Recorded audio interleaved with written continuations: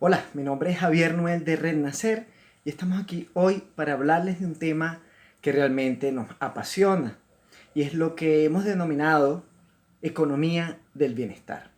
La economía del bienestar es un concepto que el psicólogo Jesús Sánchez ha construido junto a Red Nacer, es decir, dos emprendimientos, Red Nacer y Don de Sabas Nieves, en esas mesas de trabajo creativo, de creatividad, de construcción, empezamos a hablar de nociones alternativas de la economía y en este caso encontramos ese concepto maravilloso que es economía del bienestar. Primero hay que ver cuál es la mirada convencional de la economía.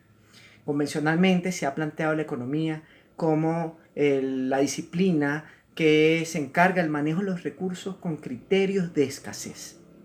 Para nosotros eso ha generado una mirada desde una mentalidad de la escasez, desde una cultura que considera que los recursos son escasos. Por lo tanto, si los recursos son escasos, vamos construyendo una forma de relacionarnos con los otros desde la rivalidad, porque tenemos miedo a la vida, tenemos miedo de quedarnos sin recursos. Como los recursos son escasos, entonces creemos que tenemos que competir contra los otros y ver quién gana. Y ahí entra entonces la adaptación y la supervivencia del más fuerte y del más apto. Sin embargo, nosotros creemos que todo el mundo es una interpretación. Es decir, que el ser humano no puede ver el mundo tal cual y como es. Es decir, la mirada de la objetividad no es una mirada real, porque no podemos ver el mundo tal cual y como es. Lo que nosotros podemos hacer es interpretar el mundo. Siempre estamos interpretando, de manera tal que el ser humano construye el mundo desde la interpretación. Si la base de la economía, la base cultural, es lo que llamó en algún momento el maestro místico doctor Serge Renard de la Ferrière, habló de la psicosis de guerra. Si partimos de esta cultura del miedo, esta cultura de la guerra, de la lucha, de la escasez, evidentemente tenemos una psicosis de guerra. Y la psicosis de guerra nos lleva a creer que todo es escaso, nos lleva a vivir con miedo, a tener miedo al otro, a tener miedo a las otras culturas, a las otras personas, a las otras clases sociales. Y eso nos lleva a su vez a competir, a luchar, a la rivalidad por ver quién se queda con unos recursos escasos. La objetividad no existe como tal. Desde las antiguas creencias ancestrales, místicas de todo el mundo, se entiende que el mundo de alguna u otra forma es interpretación. En el mundo orientalista, por ejemplo, se habla de un concepto que es maya, es decir, el mundo de la ilusión, es decir, que todo aquello que nosotros concebimos y vemos y entendemos como la realidad es simplemente una ilusión. En el budismo, por ejemplo, se concibe el mundo además como un permanente cambio, una constante transformación.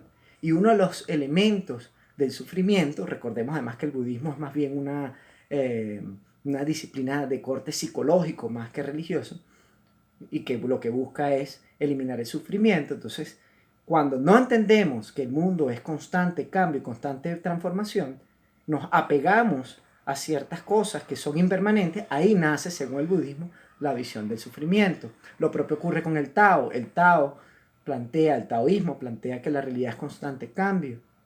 Y en ese constante cambio, pues también se plantean algunas formas de entender y reinterpretar, porque el mundo es constante reinterpretación. Así como eso en la antigüedad occidental, en helénica, en Grecia, Heráclito hablaba del río y la realidad era como un río, que cada vez que uno va a bañarse a ese río, el río es distinto, las aguas son distintas, nunca es el mismo río. Y así como el río, que es la realidad, cambia, uno cada vez que se sumerge en ese río, también cambia. Platón, por su parte, planteaba que la realidad también era una especie de ilusión, una especie de proyección de un mundo ideal que él llamaba topos uranos, un mundo de las ideas, y que los sentidos eran insuficientes para interpretar el mundo. En el mundo contemporáneo, estos elementos de la realidad también se estudian. Por ejemplo, otras en tendencias esotéricas, en tendencias místicas, como lo que llaman las leyes herméticas. La primera ley hermética es todo es mente, es decir, que desde la mente humana se crea el mundo y que dependiendo de lo que tú tengas en la mente, tú vas construyendo un mundo, vas materializando el mundo, ¿sí?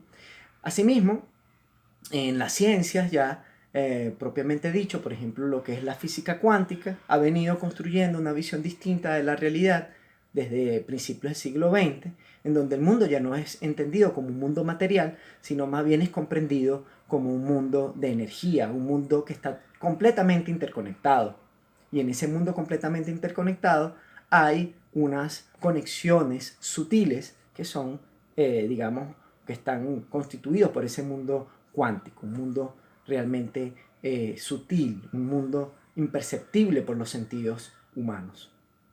Asimismo, de manera más contemporánea, por ejemplo, el físico Fritjof Capra escribió un libro en la década de los 70 del siglo XX llamado El Tao de la Física, en donde relacionaba todas las conclusiones que se estaban llegando de la física cuántica con las visiones ancestrales, místicas, en donde la realidad entonces no es posible verla de manera objetiva, sino es interpretativa, la realidad es constante cambio, está todo interrelacionado, hay una especie de idea de unidad de la vida es una unidad y nosotros estamos sumergidos en la vida, interconectados con el todo. En el siglo XX surgió también una teoría llamada el holismo o la holística, que también considera que todo el mundo está interrelacionado y que la forma en que nosotros entendemos el mundo solo es posible desde una mirada integral, porque la mirada convencional de la ciencia fragmenta el mundo en partes, pero el mundo en realidad no está fragmentado, es una fragmentación, digamos, ficticia creada por el ser humano para poder entender el mundo. Asimismo, pues más hacia nuestros tiempos, un biólogo chileno, filósofo y escritor Humberto Maturana, que ha venido estudiando el sistema nervioso de seres vivos complejos, pues va desarrollando o ha venido describiendo cómo funciona ese sistema nervioso y llega a la conclusión que evidentemente el sistema nervioso funciona en una interpretación de los datos que se obtienen a través de los sentidos. Por lo tanto, el mundo siempre se interpreta. Por un lado, se interpreta en función de lo biológico. Como especie tenemos una forma de entender el mundo, de percibirlo a través del sistema nervioso, a través de unos sentidos. Por lo tanto, como seres humanos compartimos una misma manera de percibir el mundo, pero esa forma de percibir el mundo se reinterpreta en lo interno. Y esa reinterpretación de lo interno es también, digamos, transformado por la cultura, por la sociedad, por la historia personal, familiar, formativa, académica, popular, pero aparte de eso, cultural, social y, por supuesto, a través del tiempo y el espacio. Así como él, por ejemplo, Edgar Morin también plantea que el 96% del sistema nervioso está enfocado hacia lo interno, el mundo interno del ser humano. Apenas el 4% está volcado a percibir el mundo externo desde los sentidos. La programación neurolingüística, por ejemplo, comienza a comprender la importancia de la palabra, de la forma en que hablamos, y procura, o plantea, mejor dicho, que el ser humano es como, se puede programar como una computadora y una de las formas de programarla es a través del lenguaje, por eso es programación neurolingüística. Por lo tanto, de la PNL o del PNL se empiezan a generar una serie de procesos para que la persona redefina la forma en que habla, por lo tanto redefine su programación, generando estrategias y formas de entender el mundo mucho más beneficiosas e inclusive también todo lo que tiene que ver con unas formas o de herramientas para abordar y para, digamos, desenvolverse de la mejor manera en la realidad. Es así que entonces llegamos a la idea de que la mente construye la realidad. Desde otras visiones académicas, por ejemplo, las corrientes hermenéuticas, interpretativas, de la investigación, críticas, ¿sí? Se investiga en función de entender cómo perciben grupos humanos la realidad, en función a un punto determinado, a una temática particular. Es decir, que cada vez más se hace importante entender la percepción y la interpretación del mundo en la realidad, más que describir la realidad tal cual y como es, ya que no podemos describir la realidad tal cual y como es sin interpretarlo. Asimismo, ocurre con la economía. La economía, como dijimos entonces, nace en función de una cultura determinada, la economía como disciplina, que es la cultura europea, occidental, en el marco además de la competencia de imperios que están conquistando, digamos, otros territorios. Y en ese afán de conquista de otros territorios, evidentemente la economía surge de una cultura de conflicto, de la lucha, de la pelea, de la rivalidad, de la escasez, del apropiarse de recursos escasos. Así, la economía nace como la visión del manejo de los recursos con criterio de escasez. Asimismo, pues hay un ejemplo interesante que es la visión malthusiana, por ejemplo, en el tema alimentario. La visión malthusiana es muy interesante porque Malthus en el siglo XIX era pues, un personaje muy influyente en el Imperio Británico y planteó la idea de que el ser humano crecía, la población humana crecía de forma geométrica, a diferencia de la capacidad del ser humano de producir alimentos que crecía de forma aritmética. Es decir, que nos reproducíamos mucho más rápido la capacidad de aumentar la producción de alimentos. Y Malthus dijo entonces que iban a haber hambrunas. Sin embargo, hoy en día se demuestra lo contrario. Eric Hall Jiménez y Rak Patel de la Organización Internacional Food First en su libro Rebeliones Alimentarias plantea que ya para el 2008, la primera década del siglo XXI, se evidenciaba que el planeta o los seres humanos podíamos producir alimentos para 2-3 veces la población mundial. Sin embargo, 1.000 millones de personas pasan hambre. Es decir, que así como esta organización Food First, otras organizaciones como Vía Campesina, inclusive voceros de la Organización Mundial para la Agricultura y Alimentación, la FAO por sus siglas en inglés, pues concluyen que el problema del hambre no es un problema de producción, sino es un problema de distribución y un problema de precios por una economía altamente especulativa.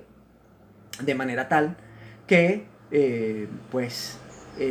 la visión productivista heredada del malthusianismo y la visión de una idea de un mundo escaso donde hay una sobrepoblación es una visión irreal, una visión más bien ideológica que creció y nació en un mundo imperial, un mundo colonialista y que se ha perpetuado a través del tiempo y que todavía hoy se evidencia en organizaciones internacionales, en estados, en tecnócratas que perpetúan esa mirada de la producción de alimentos y de la economía, una economía de la escasez. De manera tal que entonces lo que nosotros estamos planteando es una mirada distinta que por un lado plantea que el mundo está en una fase de transición a una nueva era, a un nuevo tiempo, y en esa fase de transición hay una doble mirada. Por un lado, hay una visión, una sensación de que el mundo está en caos, una especie de mirada catastrofista, apocalíptica, pero en realidad esas miradas que se construyen desde una mentalidad de la escasez, de una cultura del miedo, del caos, digamos, de la escasez, del terror y de la guerra, pues por el contrario están surgiendo cada vez más experiencias diversas en distintos espacios con nuevas visiones, alternativas. El ser humano hoy es consciente de, por ejemplo, el tema ambiental, que hace 100 años era imposible. Es decir, que para poder tener esta conciencia ambiental tuvimos que pasar por un proceso de depredación lamentable, pero que nos ha permitido elevar el nivel conciencial de la humanidad. Igualmente tenemos una gran capacidad en función de las tecnologías de información y comunicación, que cada vez están a mayor acceso a las personas, la gente tiene más posibilidades de tener información, aunque todavía hay mucha gente, sabemos, que está excluida de estos sistemas, pero cada vez más inclusive hay muchas opciones y, por ejemplo, también el reconocimiento de la importancia de la diversidad. En ese sentido, si nosotros perpetuamos la mirada de la economía de la escasez y perpetuamos la mirada de la mentalidad de la guerra, la cultura de la guerra y del miedo, inclusive queriendo o tratando de tener buenas intenciones, por ejemplo, denunciando, colocando imágenes terribles y denunciando constantemente todo lo terrible que se está haciendo en el mundo, probablemente no podamos construir una nueva mentalidad, como decía Renaud de la Ferrière, que en vez de construir o de instaurar una psicosis de guerra, se trata de instaurar una psicosis de paz. En ese sentido, la economía del bienestar apunta a varios elementos. Uno, un cambio de cultura, un cambio de mentalidad, es la mentalidad de la abundancia, de reconocer que el mundo es abundante, pero esa abundancia también está de la mano de la diversidad, porque las diversas culturas tienen distintas formas de estilos de vida, por lo tanto requieren distintos recursos. Pero aparte de eso, entonces tenemos que reconocer la diversidad cultural y la biodiversidad la biodiversidad que se refleja, por ejemplo, en lo alimentario, es decir, mientras más alimentos, mucho mejor, ¿sí? Aparte que mientras más, digamos, más diversidad de alimentos, no solamente la cantidad, sino la diversidad, muchos alimentos, por ejemplo, variedades de maíz, variedades de frutos, variedades de cereales, variedades de raíces y tubérculos, que en el mercado convencional actual no se consideran o no se consumen y los consumidores no lo entienden, no lo ven, no lo consideran como un alimento importante que pueda solventar sus problemas alimentarios, inclusive de una manera deliciosa, sabrosa, no tiene por qué ser algo que no sea agradable. Asimismo, también nos vamos a la economía de la abundancia y de la economía de la abundancia vamos a la economía de los dones y los talentos.